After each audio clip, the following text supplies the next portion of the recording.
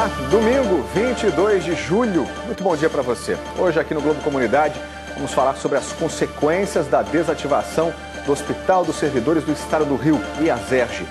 Depois de 37 anos de funcionamento, a unidade será demolida para ampliação do Instituto Nacional do Câncer, o INCA. A transferência dos pacientes para outros hospitais, que começou há uma semana com autorização judicial e acompanhada por policiais do Batalhão de Choque da Polícia Militar, gerou protestos. As famílias dos pacientes internados, médicos e funcionários reclamaram que não foram avisados com antecedência sobre a remoção. Manifestantes ocuparam as dependências do IASERJ para impedir a retirada de materiais e equipamentos. A população que utiliza os tratamentos do ambulatório da unidade se sente prejudicada e teme ficar sem os serviços médicos. Hoje aqui nós vamos saber exatamente por que o hospital foi desativado, a situação dos pacientes e como fica a partir de agora o atendimento em outras unidades que já sofrem com a superlotação de doentes. Aqui com a gente no estúdio, Ellen Miyamoto, subsecretária de Vigilância em Saúde da Secretaria Estadual. E também André Ordagi, defensor público.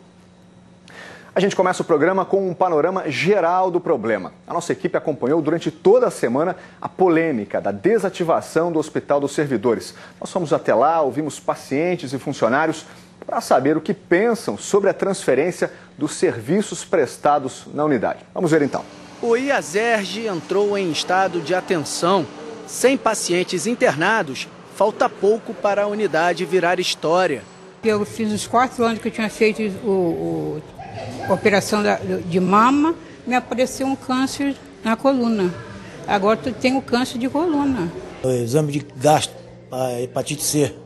Eu agora estou voltando para fazer o coluna. Os mais diferentes motivos trouxeram essas pessoas ao IASERJ, mas a conclusão dos pacientes é bem parecida. Eu tinha esse problema na perna, não conseguia ir no outro hospital, não conseguia. Vim aqui, consegui. Foi muito rápido, todo dia no mesmo horário, no mesmo dia. Muito bom. Há muitos anos que eu me trato aqui, né? O Instituto de Assistência dos Servidores do Estado tem 4 unidades de atendimento.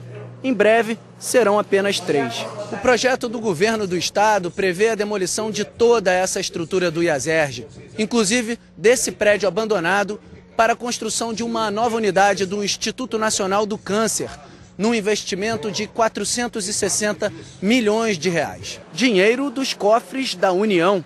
Para isso, o governo do estado está desativando a maior unidade do IASERJ, com 400 leitos. O trabalho começou no domingo, quando a Secretaria de Saúde pediu o reforço do Batalhão de Choque para iniciar a remoção dos pacientes.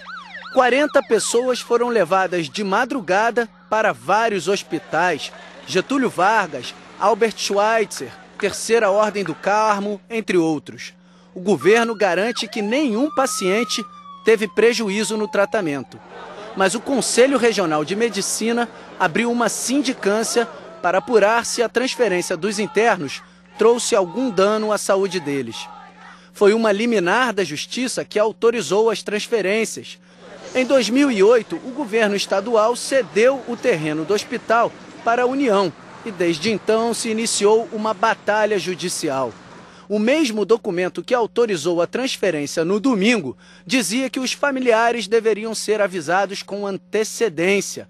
Mas nós encontramos muita gente procurando parentes durante a semana. Vim visitar minha avó e chegou aqui e recebo a notícia que ela foi transferida sem autorização. Tiraram ela do CTI na madruga, pelo que eu estou sabendo. Uma pessoa de 81 anos e não avisaram nada. Não está mais no leito dele, ninguém informou nada. A transferência de pacientes foi suspensa, mas a Secretaria de Saúde promete fechar o hospital até o fim do mês. Na quarta-feira, uma pessoa internada em estado grave morreu. O Ministério Público visitou a unidade e acionou o governo para discutir o fim do ambulatório do IASERJ.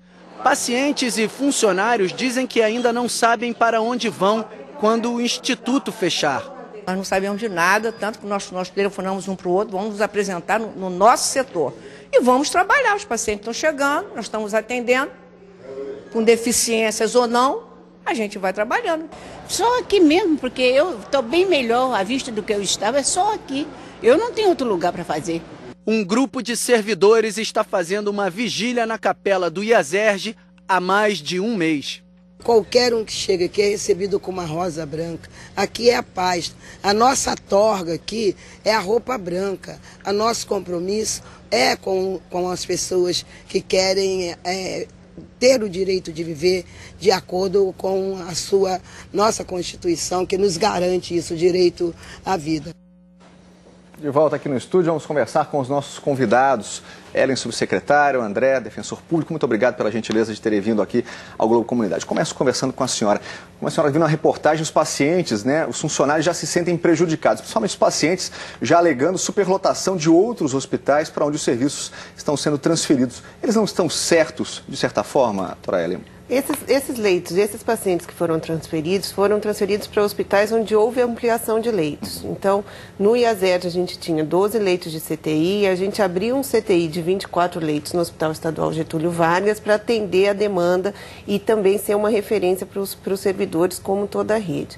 Na verdade, o que aconteceu durante esse processo foi que em todos os locais de atendimento e todos os atendimentos que eram feitos, houve uma ampliação para o local de destino que foi dado para esse serviço. Isso requer toda uma infraestrutura necessária, não só a abertura de um leito, quer dizer, é gente necessária, insumos e tudo mais. Isso, foi feito todo um investimento, não só em reformas e obras, quanto em equipamentos e recursos humanos para que a gente pudesse fazer essa ampliação e a transferência de todos os serviços. Mas nem todos ainda foram transferidos e nem toda a estrutura está pronta. Não, a estrutura toda de outros locais, de terapia intensiva e de enfermarias, ela foi toda concluída, né? O Instituto de Infectologia São Sebastião, que ocupa parte do prédio do IASERJ, ele vai ainda ser transferido para o Hospital de Servidores. Enquanto isso, ele mantém o seu atendimento da mesma forma como vinha realizando antes, tanto das referências para o interior do estado para fazer os exames de meningite, quanto nos seus ambulatórios, e o ambulatório do IASERJ, que está em vias de ser transferido para uma outra unidade do IASERJ, que é o IASERJ Maracanã.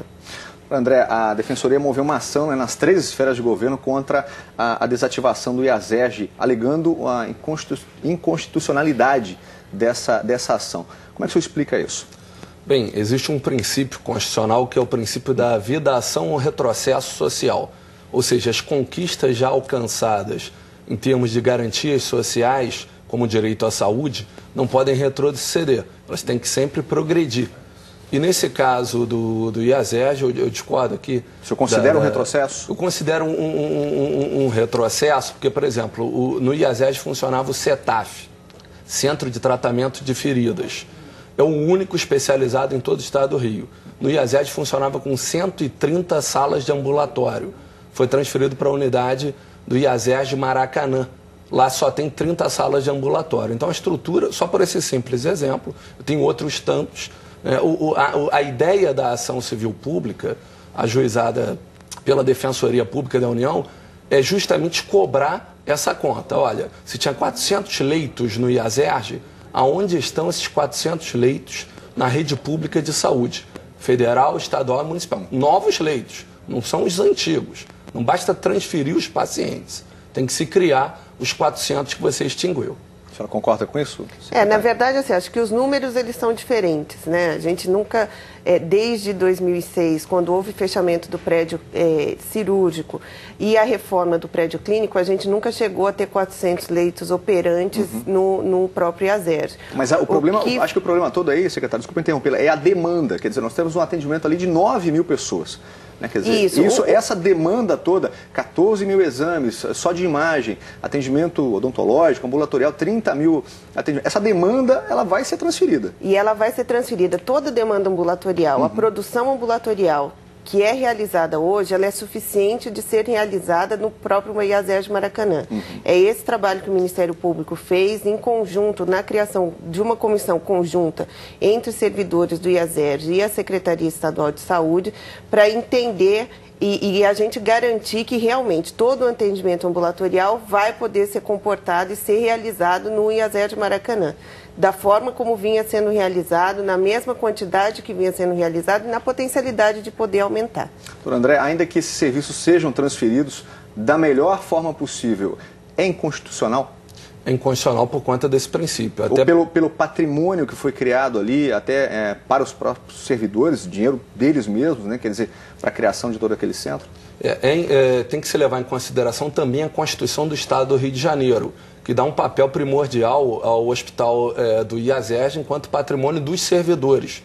Inclusive, cada servidor contribuiu no seu contra-cheque para a construção desse patrimônio. E o que se percebe, na verdade, como política pública do Estado do Rio de Janeiro, especificamente, é um desmantelamento da rede pública de saúde. Tivemos o fechamento da unidade IASERJ da Gávea, a unidade IASERJ de Niterói, o seu terreno onde está o hospital já foi doado à Polícia Militar, foi feita uma sessão à Polícia Militar, então em breve vai ser desativado. E agora o IASERJ, ali o Hospital Central aqui no centro do Rio de Janeiro.